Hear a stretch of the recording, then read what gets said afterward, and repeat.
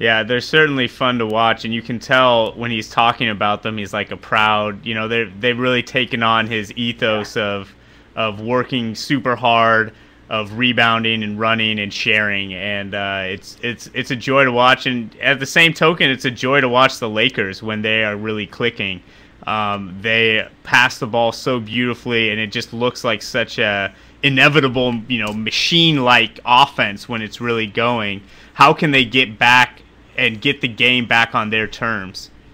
Well, it's that. I think it's Bynum and Gasol. It's when they are passing the ball, like you just said. I mean, that's what sort of makes them special, those two skilled 7-footers. I don't know that you guys would know better than I do, but I don't think there's any team in the NBA with guys with those kind of, the hands that they have, the passing ability. Mm-hmm. And I don't think Mike Brown's taken full advantage of that, especially with Gasol. You just haven't seen him. It's been a lot more dumping into Bynum than it was with Phil and the triangle, and then letting Bynum kind of do his thing. But when he and Gasol are playing together, I mean, what other team has two 7-footers throwing lobs to each other? I mean, it is, that's kind of what makes the Lakers special. The precision in the half court, and I think that's something that going into next year, Mike Brown has to be better at.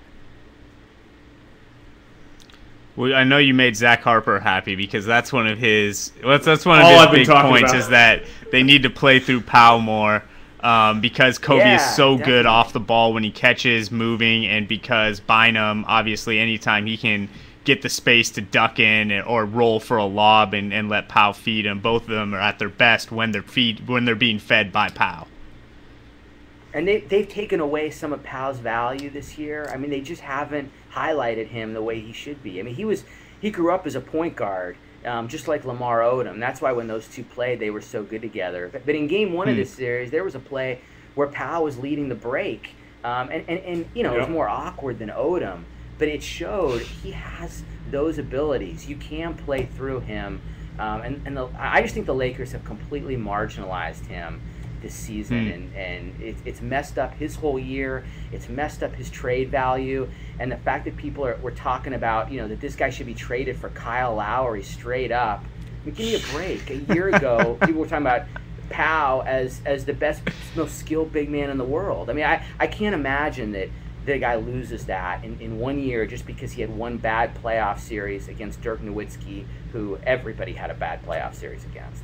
Well, and you mentioned that real quick. You mentioned that it's hard to believe that Powell would lose that in 1 year after a bad playoffs. And I kind of think the same way about Lamar. Like, obviously Lamar has other issues, and he has had a much different experience this year. But he was the best sixth man in the world a year ago today, and I find it hard to believe that he is just a useless player now. No, I totally agree. I mean, he has some emotional fragilities that need to be coaching staff is able to address them and a role. But there is a coach out there, and I don't think Phil Jackson's the only one. I don't really know that Mike Brown is the one, as much as he wants to be in L.A.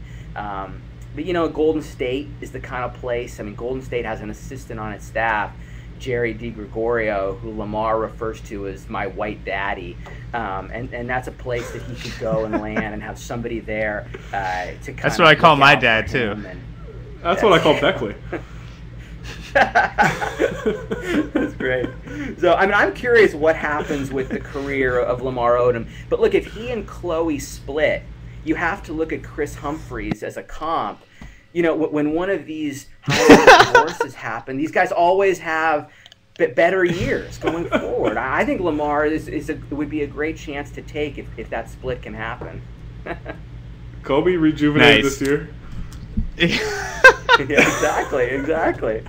It wasn't the blood transfusion. It was the painful separation from the woman he's been married to since he was 19 or something. Yeah, he had to go to Germany to get the split.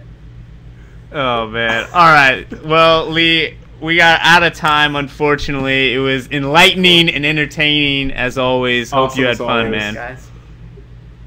All right, that's Lee Jenkins. You can follow him on Twitter, SI_Lee Jenkins, and you'll see him all over SportsIllustrated.com. Read everything that he writes. He can write. That guy's got a future writing about the NBA. Yeah. Lee is. You know, I'm starting to like get into Lee's accent too. I don't know why I didn't notice it the first time, but Lee sort of has like Cali like bro accent. I wonder where he's from. We'll have to ask him next time. Ventura. He's from the Valley. Lee from the Valley.